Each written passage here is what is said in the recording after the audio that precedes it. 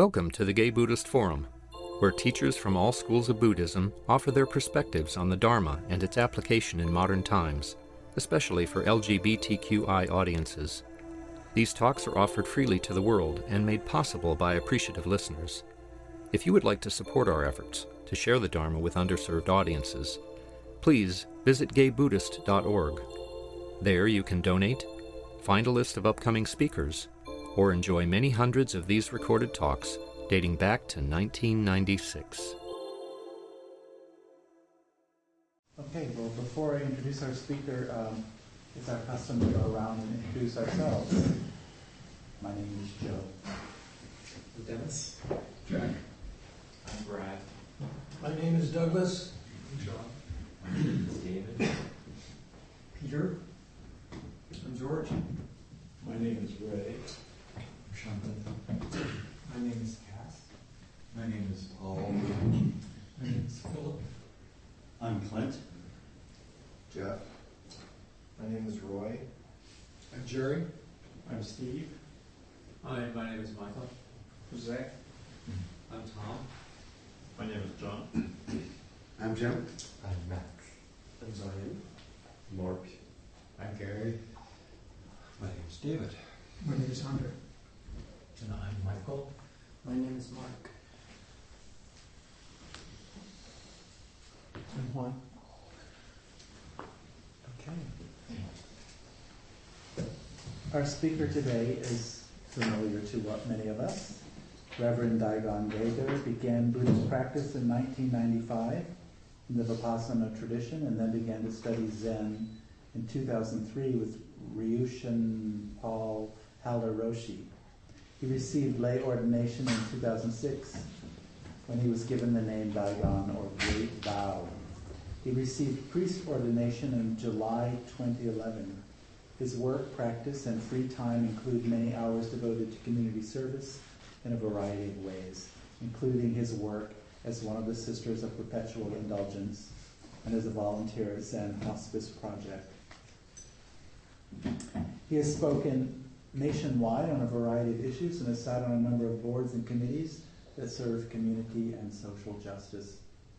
Welcome.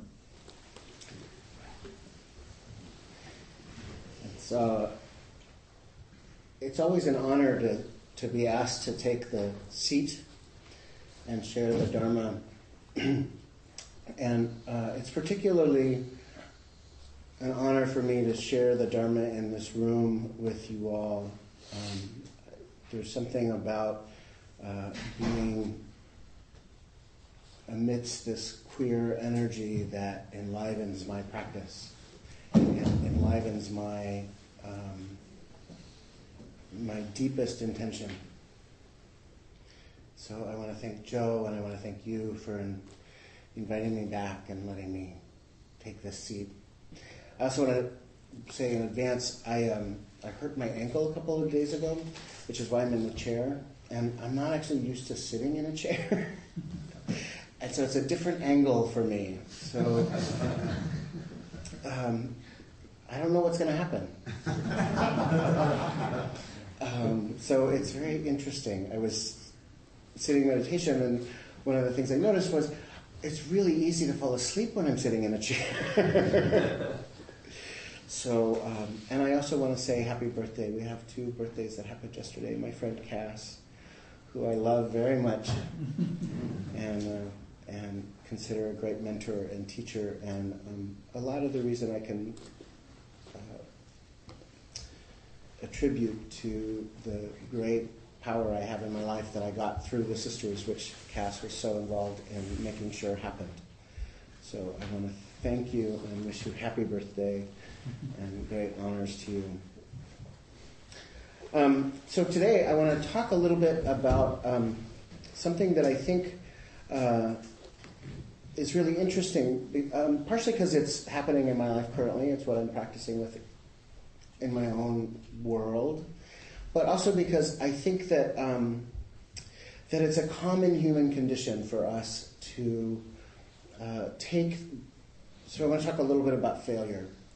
And I think it's a really interesting thing to take failure and the ways in which we manipulate it and turn it in order to avoid experiencing it. At least I do. And recently I took a part of my graduate degree requires that I take a foreign language translation test, which I failed miserably. And what's interesting about that is normally in my life, when I fail miserably, I am quite capable of turning it into something positive. Oh, but I learned this thing, or oh, it will teach me this thing, and this was not one of those times. I just failed. And I realized how many ways I use this double-edged sword of the Dharma to ease my own relationship to things I don't like.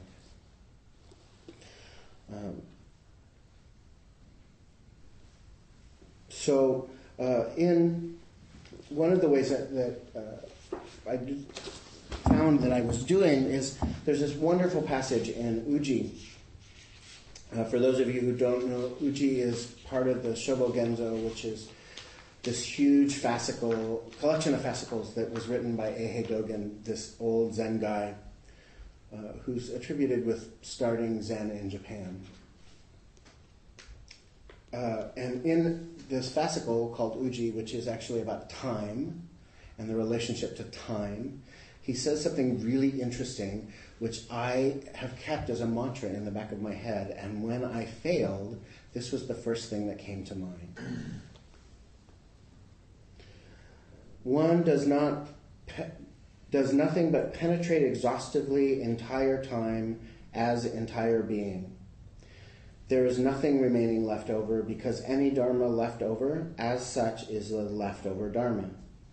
Even the being time of a partial exhaustive penetration is an exhaustive penetration of a partial being time. In other words, what he's saying is even when you screw it up, it's still a complete penetration of the screw up. And I was like, oh, that lets me off the hook. It gave me a certain amount of permission to not feel and deal with the fact that I had not succeeded. And I started to notice that that was a really important thing for me. And so what I did was I went back to Dogen and I started to counteract this drive towards escapism. I am one of those people who really likes to escape my feelings.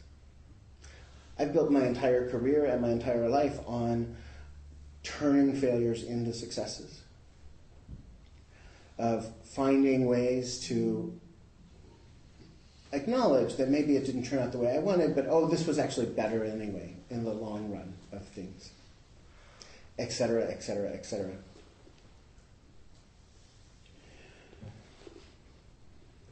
So in the Genjo Koan, Dogen also says, driving ourselves to practice and experience the myriad dharmas is delusion. When myriad dharmas actively practice and experience ourselves, that is the state of realization. So this is what I've been doing and practicing with. What is it when we go out and set ourselves out in array or push ourselves into the myriad things as they arise, to alter our experience of them, to put our own agenda onto them? And when do I do that? How can I watch myself do that? Can I watch my mind enough that I can catch myself? So when I got the news that I failed this class, I was sitting in Austin, being an invited teacher there, at this lovely little desk that they give you. And my first response was, well, fuck it, I'm going to drop out of school and Everything's a mess, and I'm just going to blow it all up. And I actually wrote my advisor and said that to her. Luckily, she just wrote back and said, "That's a lovely thought. We'll talk about it when you get back."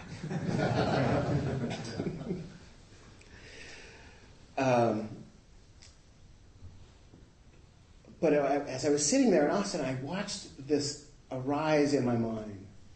I watched myself jump out there and try to set myself out in array in the world and set the world out in such a way that it supported this idea that I was a failure. Because then, of course, since I failed at this thing, I was a failure. And then everything that I could find to support that, I set the world up in such a way that it supported that. And then when I wanted to feel better, I would set the world up in such a way that this really didn't matter. This wasn't such a big deal. Or, let me ignore this and just focus on, I've got this big teaching gig and I'm there as this invited guest and I have a certain panache that I'm supposed to bring because I like to think that I'm wonderful. So I'll just set this aside and I'll set up the world in such a way that it presents itself to me to support that idea of myself. And as I watched myself do this, I started to think about what does it mean to allow the dharmas, the myriad dharmas, all of existence to come and meet me as it is. To just take my place in space and time and allow myself to experience what's happening, which is, one, I've got this teaching gig that I have to hopefully penetrate and share something meaningful. But then I also have this idea that this experience happened, and it was a new experience for me. And I noticed my ability to really start to penetrate the nature of this experience when I allowed it to come, the world to penetrate me rather than my penetrating the world. So this idea of how to balance and watch ourselves. Because we're all going to, the thing is I still do it, right? Like I'm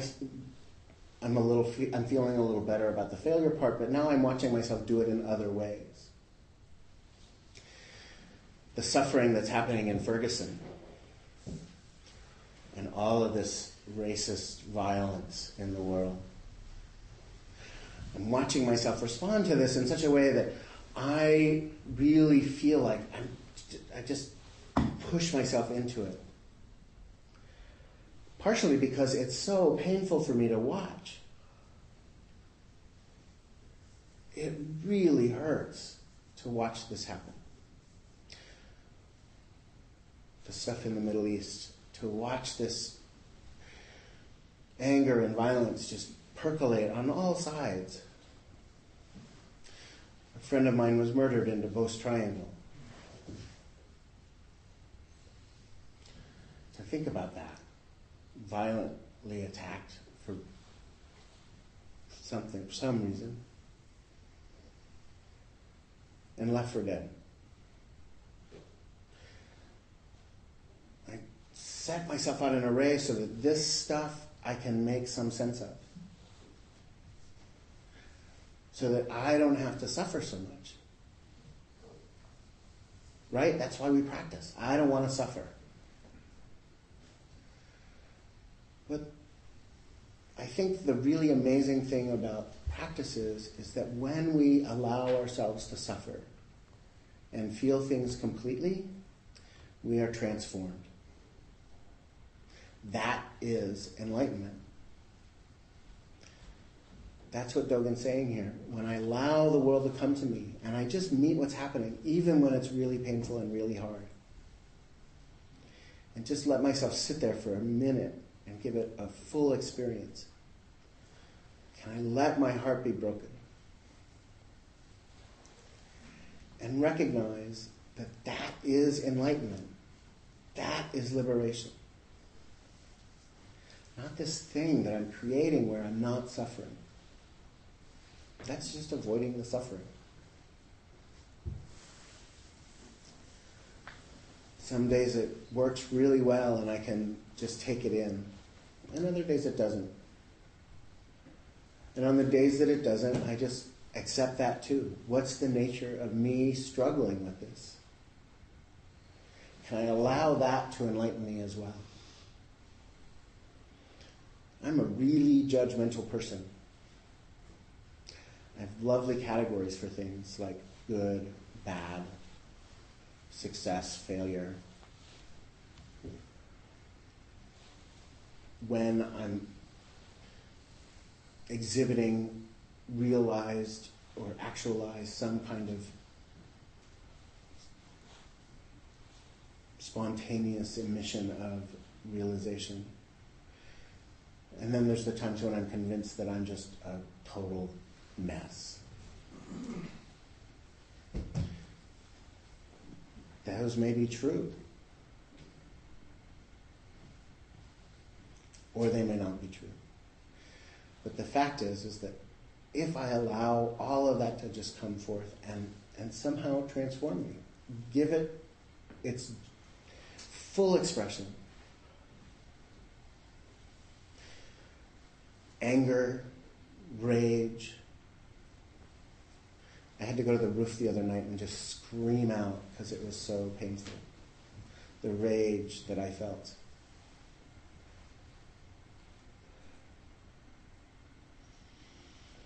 Can I just give it full expression and allow it to somehow sink into my body and transform me?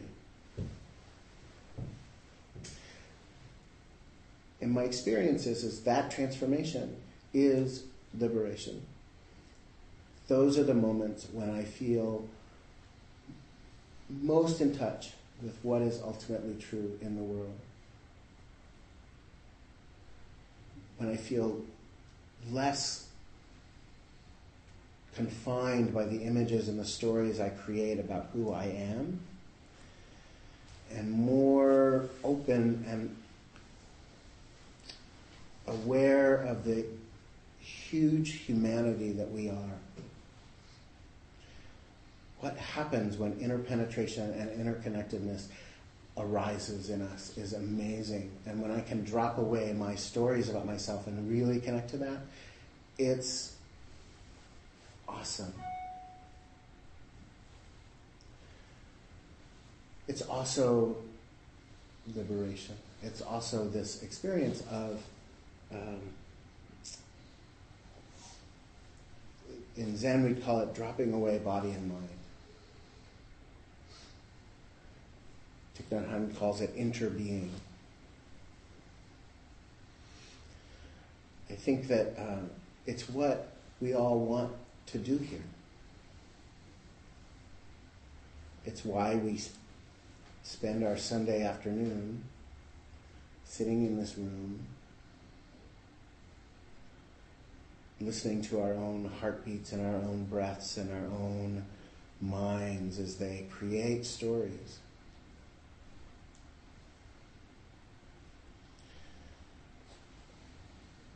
That's what this is about. When I started to practice, my very first experience was a small sitting group on 19th and Dolores led by a guy named Howie Cohen. And I don't know how often Howie gave little Dharma talks and stuff at his talks, and I don't actually remember much of what he said, but that first day he said something about nothing was broken. But I had gone there because I knew that I was broken. I knew that I was completely shattered. And I didn't know how to do it anymore. And I thought that there was some answer here.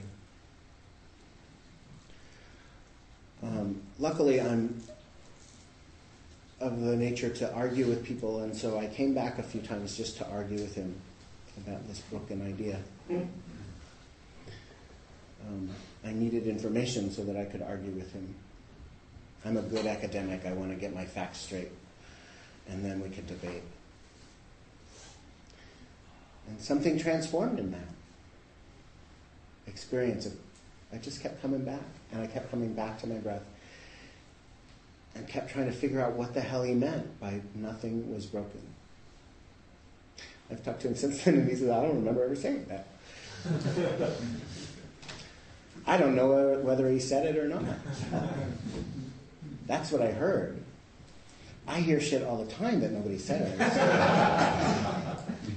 Ask my mother, she'll tell you. I think we all do, right? This is what we do.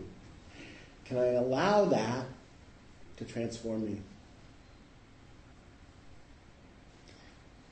Can I use that as an entry point for liberation, for realization, for some kind of dropping away of body and mind, and meeting the world as it is?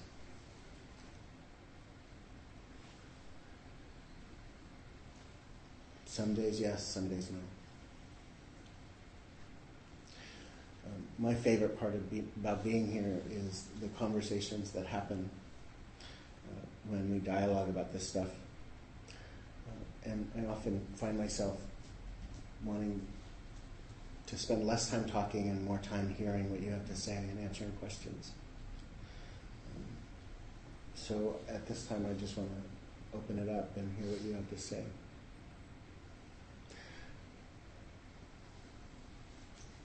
Hi. Hi. Tell me your name again, please. I'm David. Hi, David. I was just going to ask, with disturbing emotions like loss or grief or fear, what do you find is the most helpful way to sit with it without getting lost in it and lost in the story? How do we know when it's full expression and not wallowing? Right. Yeah, it's a really fine line, and it's a really big double-edged sword. So much of Buddhism is this double-edged sword. We can catch ourselves. And I think first we have to trust our own heart. There's that small little voice that says in the back of our mind, you're maybe doing it a little too far.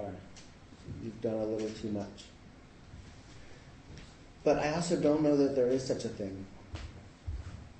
I have a friend whose mother just died, and she's really upset, and she's been taking care of her for about 9 years, and she was telling me, I don't want to fall apart. And I said, why not? This is the only opportunity in your life when you can fall apart and nobody will even bat an eye. You got about a year now to just be a total freak. And it's true, right? Like, grief and loss is so overwhelming. But also that's not all there is in this, right? Like I was watching my friend as she was talking about her mom, and she would go from grief and loss to this place of love and admiration and joy at the time she got to spend with her mom. And then, all these other ways that the world presents itself. When we just sort of let it wash over us. Yeah, I mean, part of it is just the journey without loss or gain. Mm-hmm. And letting go of this idea that we somehow have to do something. That there's anything to do other than to sit down and meet it fully.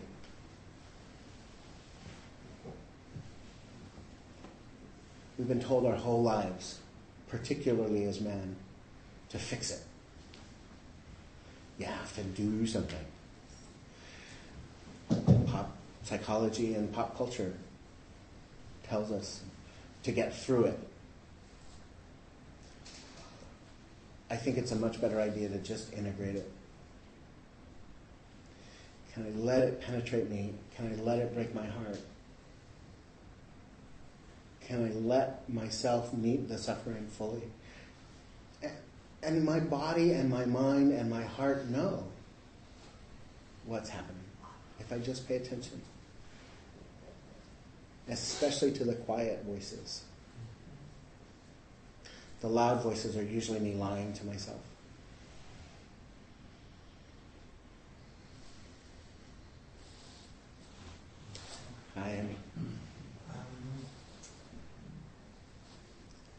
seems like there's a fine line between like judgment and being in the failure. Absolutely. So it's like, it seems like naming something failure is is invoking a judgment, right? Absolutely. And so I'm trying to, it sounds like you're saying something beyond like, don't judge. You're Right. saying penetrate the Right. experience. Right. of failure. And it has to start with that, right? Like we have to start with the conventional reality before we can penetrate it, right? So we have to know the self before we can forget the self. Right. We have to penetrate the experience. So it needs a label so that I can put it in the conventional world. Suffering, failure, judgment. So, but I don't have to let that label stick, right? Like I don't have to make it concrete. I can just make it rice paper so that I can penetrate through it. But we have to start in this muddy world, right? So, yeah, it's kind of weird. But this is really all we have these senses, we have this mind, we have this body. This is what we get to work with. And it only works in this conventional world with labels and difference and all of that stuff. It's one of the reasons that I get really bugged when people talk about, oh, we're all just human beings or we're all ultimately one, and they leave out that we're also individuals and that difference matters. And that it's not about erasing difference, it's about celebrating difference. And that those labels matter. You know, when I identify who I am as a queer, white, cisgendered male living with AIDS, that matters because it says something about my social context. It says something about how I'm interconnected in the world in this conventional kind of way. I absolutely understand that in an ultimate sense, none of that shit matters. But that's not where I live. I don't have any influence up there, right? Or outside of that. I only have influence here. And here needs labels. That's why we practice in this body and mind.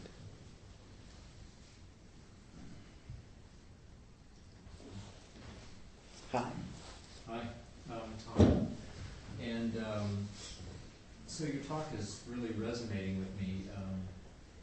Following a recent injury, I find myself wanting to I love a challenge, so I just want to keep on with the pace of things and not let anything slow down. Absolutely. And this idea of, I guess there's a part of me, something I've learned that says, don't feel sorry for yourself. Mm-hmm. Right? I mean, if you've ever heard that as a child, it Totally. sort of sticks. Don't feel sorry for yourself. Suck it up. Yeah, suck it up. Or I think I've learned to be vigilant against self-pity. Absolutely. Mm-hmm. Because it's that fine line again. It's like, well, you can be, there's compassion for self, and then there's just wallowing in the self-pity. Mm-hmm. How do you, what can you say about navigating that line? So I've had AIDS for 25 years. I got diagnosed with full-blown AIDS in 1990. My body is often a wreck. And there's lots of things that I can't do, and I hate it. I hate that my ability to follow the schedule completely, in Zen, that's like a big deal. Like that's the first thing you do, follow the schedule completely. I can't do that in this body. It doesn't work. I tried to make it work, and I got really, really sick. And how I navigate that is I talk to my teacher a lot, and I talk to my friends a lot, and I listen to that voice that says, suck it up, push through it. And I think, sometimes yeah, sometimes no. There's something about recognizing I have a jacked up arm My body doesn't work the way everybody else's body works. Recognizing the difference, honoring that, and letting yourself have a jacked up arm.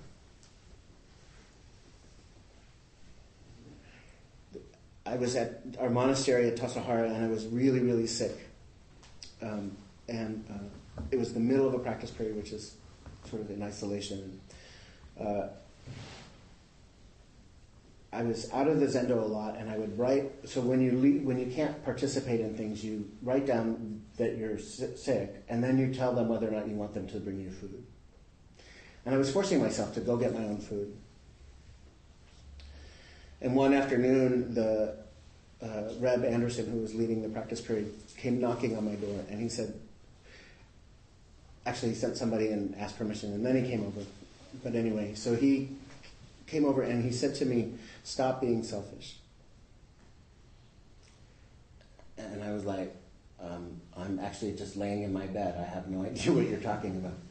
And he said, "Look, you want to be a priest. You want to be a monk. You have taken a commitment to save all beings. You are a ground of awakening, and when you don't let people take care of you, you're stopping them from being able to do good deeds in the world. You're halting their ability to create good karma in their life. And that's selfish, and you need to stop it." And I was like, "Fuck you, whatever." Usually my response to being corrected. But then I thought about it, right? Like, oh my God, that's true. And so I started letting people bring me food sometimes. You know, and it's a balance, and it's practice. It all is just experiment and see what works. You know, like there's not one way.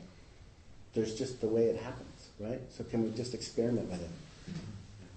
But realize that your having a jacked up arm creates the opportunity for people to be of service to you. And you need to let them do that. That's perfect, because the other day I was pushing a cart full of laundry, approaching a curb, it caught on something, I fell over it, laundry's out on the ground. Right. And this guy comes over, he's like, "Do you need help?" And just instantly I said, No, I'll get it. And I saw him walking away, just shaking his head. Absolutely. It's stupid, but that's such a great perspective.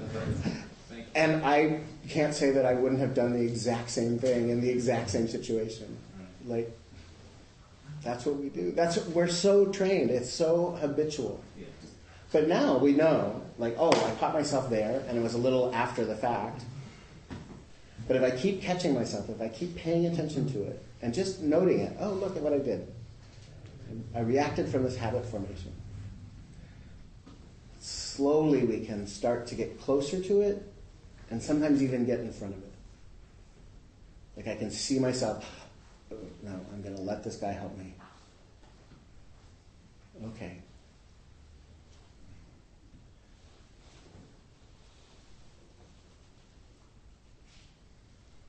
Hi. Hi, my name's Steve. Hi, Steve. And when I saw Tom walk in and I saw his hand, all I saw was thumbs up. Yeah, I like Facebook, man. That's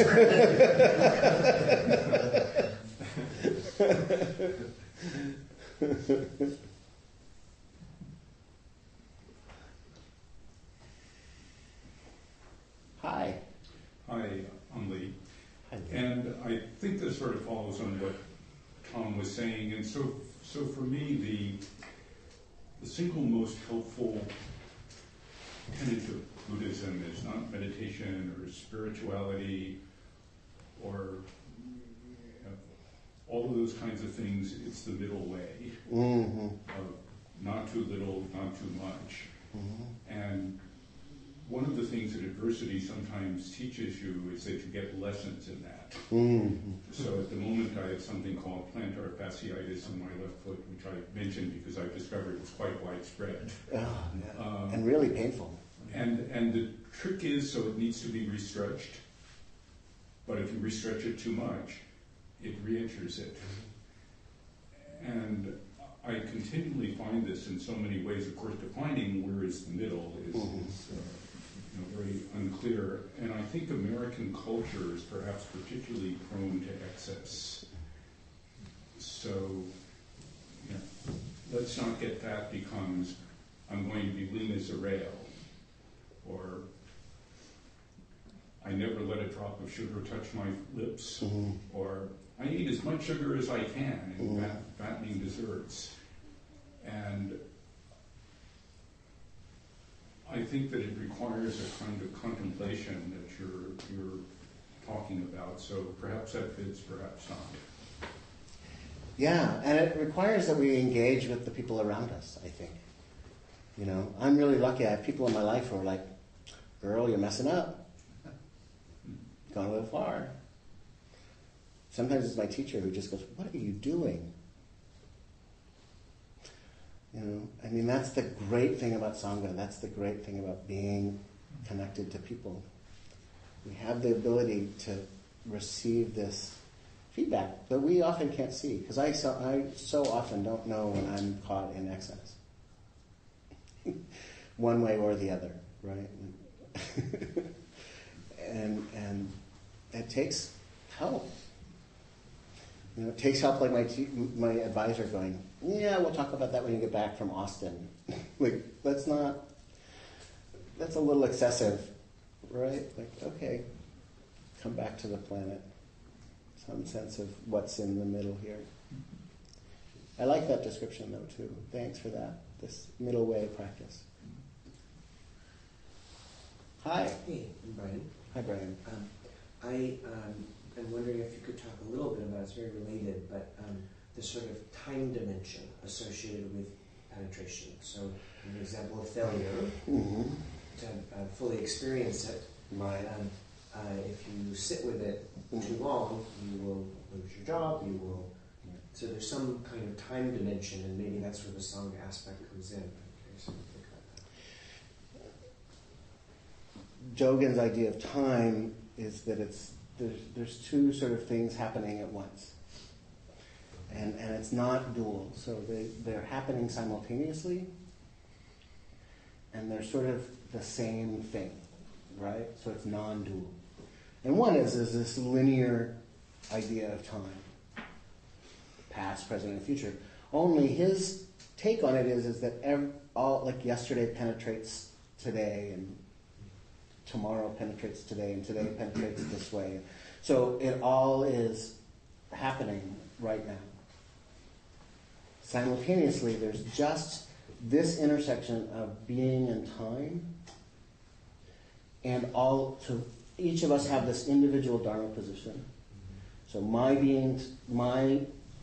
Dharma position meets your Dharma position, meets everybody else's in the room's Dharma position, meets the pole's Dharma position, meets the wall, the chair. Everything has a Dharma position. And all of that comes together in this one space, in this one time. So time is a really weird thing when you take it to this way, right? Because what that means is that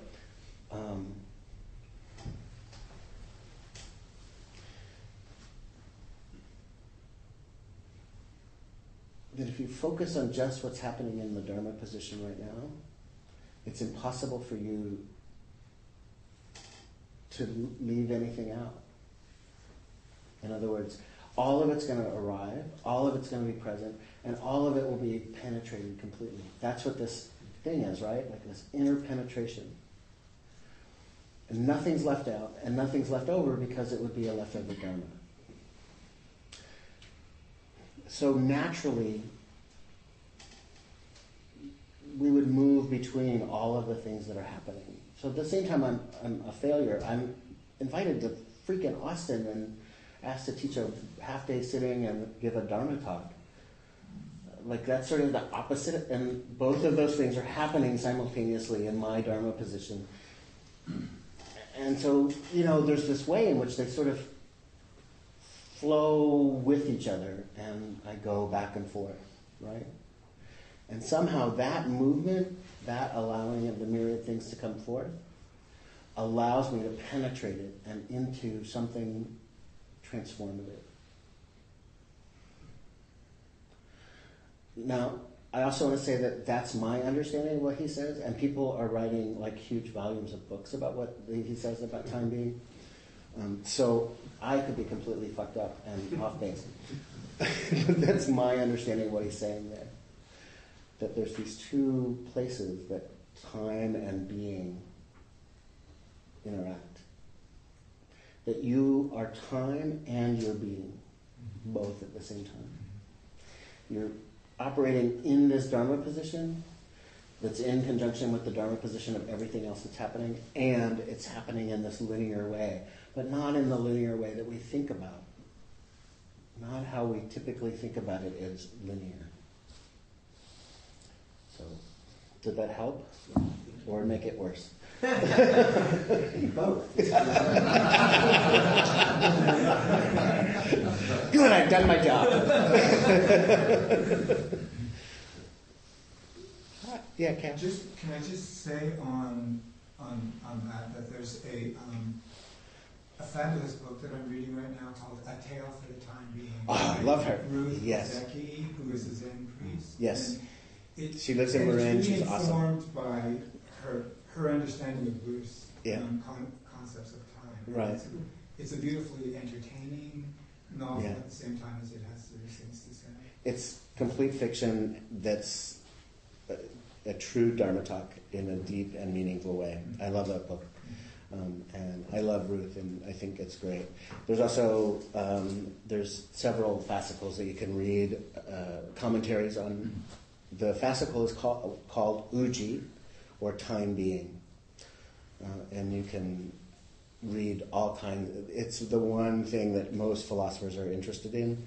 Oftentimes, it's talked about in dialogue with Heidegger and Kant and other Western philosophers, but it does really give you some idea of what he's trying to sort of say. So yeah, there's lots of stuff available on it, and it's really fascinating when you start to unpack. Well, what is time? What does it mean to exist in this world where time is actually a construct that we just sort of made up to understand it? And yet it's happening. Right, because time does pass. And at the same time, there's this momentariness. There's just this moment. So can we, for me, it becomes like this really weird sort of thing. It's like, how can I work with that? What does that mean for me in my life? And then it gets into nothing's obstructed, and then I'm really fucked up. Right? Because he does go into nothing obstructs anything else, and so what does it mean for things to not be obstructed? Is it the same as what I think it means? Those kinds of things. So there's a lot of ground to cover in this stuff. Yeah. I'm Jeff. I really appreciate your talk, and I could relate to your process about trying to rearrange conditions when something like failure happens or something unpleasant. Last spring I had an experience. I went and visited some very dear friends in Taos, New Mexico. It was like my best visit ever, and when it came time to leave, I was really distressed by it, and I was just being really sad and things like that, but I went to graduate school to study transpersonal psychology, I'm really good at the spiritual bypass, but I realized,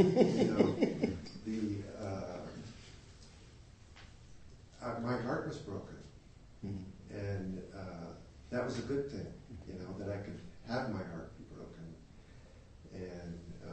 and yet, not miss my airplane. Yeah. And like you said, I'm going to paraphrase. Basically, we have to become somebody before we become nobody, right? And this is my humanity. And if anything, it's sort of a blossoming of a capacity to be, touched that deeply. I liked your reading of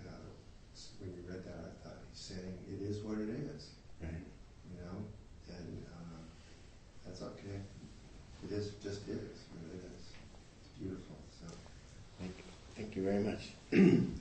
I am often, when I really see humanity in activity, I'm so blown away by it. Like when I just see somebody's total humanness come forth. And sometimes it's in really strange kinds of ways.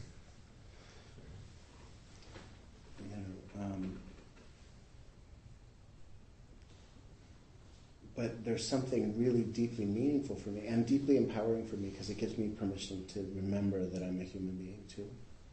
That you're right. That I'm a human being. That I live in this constructed human body that works the way it works and has the problems it has and has the life it has and has the karma it has and all of the crap that I deal with on a regular basis. And then I remember my teacher's favorite saying to me of all time, probably the thing he says most, which is, so be it. And then my response is usually, fuck you. And then it just reminds me of it. Okay, that's fine too, right? Like, okay, this is just what you got. Right, see how we are. Right. And I think there's something about growing up a queer kid and a sissy and being beat up and bullied, and I realize sometimes I just want to be normal. Like, I live in a community with 65 people, and I just want to be like everybody else. What I don't think about in those moments is that nobody is like everybody else. Nobody is doing this thing perfectly, and nobody really has a handle on it. But in that moment, I just want to be normal. I want to be like everybody else. I don't want to have this body. I don't want to have this life. It's hard sometimes. So be that. It's like, okay, look, there I am again. There it is again. And I think those are the moments when I'm most human.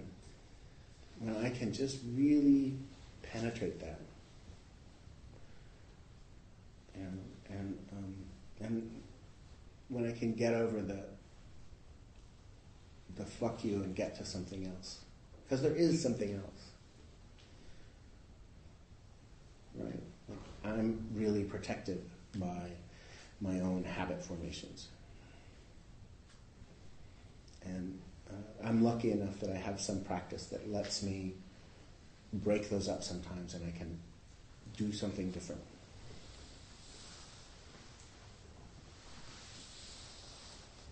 Hi. Hey, so this idea of accepting things as they are reminds me of, I guess it was a poster I saw that said, when we look up in the sky at night, we don't say, oh, what a crappy dim little star, what a misformed constellation, what a strange orbit that planet has. Mm-hmm. Everything is just perfect as it is. Mm-hmm. And yet we don't do that with ourselves and others. We don't do it with the way the world is either. There are so many ways that I want the world to be different. Mostly so that I don't have to suffer. Mostly so that I don't have to look at it. I started this practice of looking every person that asked me for money in the eye when I said no, and recognizing them as a human being. Really painful practice. Because I'm caught in my own impotence and my own rage about how privileged I am and how unfair that seems to me. And yet, I enjoy it. I can be really grateful for it too. But I don't want that in the world because it makes me suffer. And I just have to go, okay. But my practice is to see the humanity there. And I got to meet it. Like, that's... One of my friends was like, oh, you're posting so much about this Ferguson stuff. And I had to explain, like, this is my practice. I can't...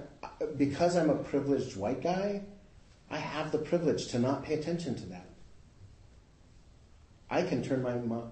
And because I have that privilege, I need to pay attention to it. I I need to look at it and I need to see it. Because I don't have to, but other people do. So I think that that's this practice, right? Like, I'm aware of my position in the world, and that means I have a certain responsibility to it. That's my practice. And so, and then I can't make that okay. See, because what happens is I see that stuff and then I want to make it somehow okay. So I'll sign the petition, I'll go to the march, I'll do the thing, and think that that somehow lets me off the hook. Like it makes it okay. I convince myself that I'm not that guy who shot that kid, or that guy who told somebody that they were going to fucking kill them, or whatever he said on camera. See, I want to separate and say, I'm not him. I'm a good white guy. See, look at me. I'm doing the right stuff. But I can't, right? Like that's because I am that guy. And yeah, so that's what this means. That's the fallout from this, is that we have to suffer. That's the fallout.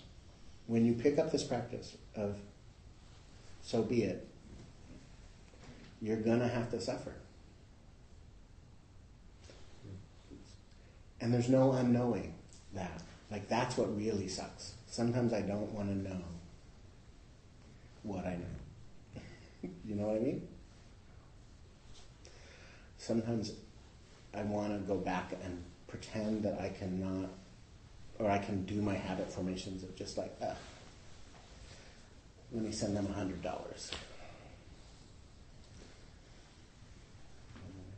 doesn't work that way anymore.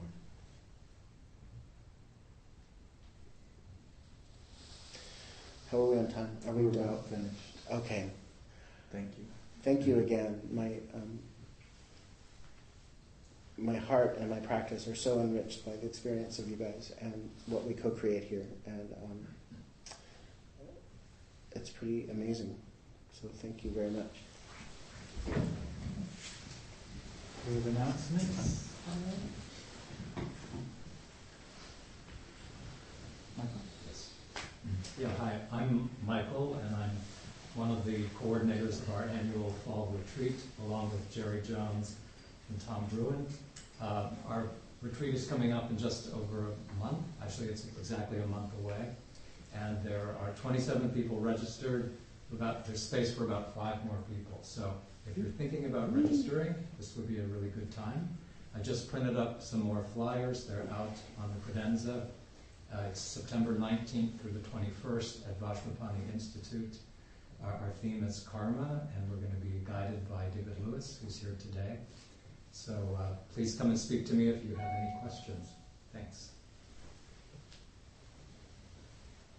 Hi, I'm Kenny. I'm your host for today. And I brought some herbal tea, cookies, and agar-agar. So please enjoy. And if you want to make hot tea, make sure you rinse the cup after drinking it with hot water and soap. And anyone who wants to sign up on our mailing list, there's one right outside the door here. Also, at 12:30, people will gather at the door to go for lunch. So please join us if you can. And lastly, I'll be coming around to collect dana with the dana bowl. Thank you very much.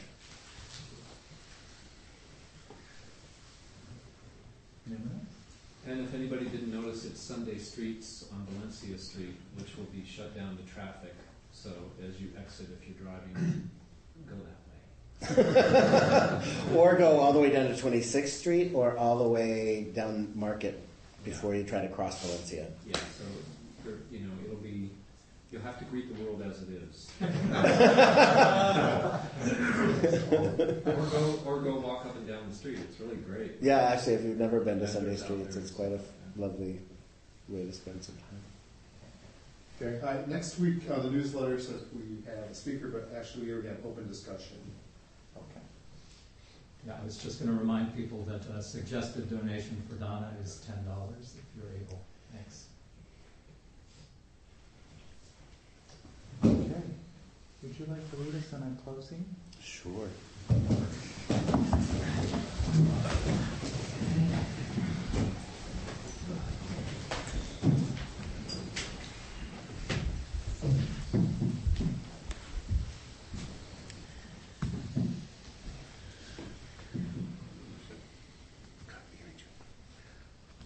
May our intention and any benefit that comes from our practice together today, may it be shared among all beings. May we all be happy and free of suffering.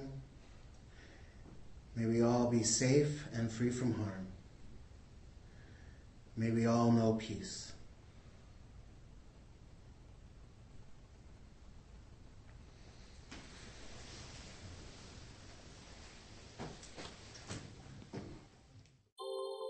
Thank you for listening to the Gay Buddhist Forum.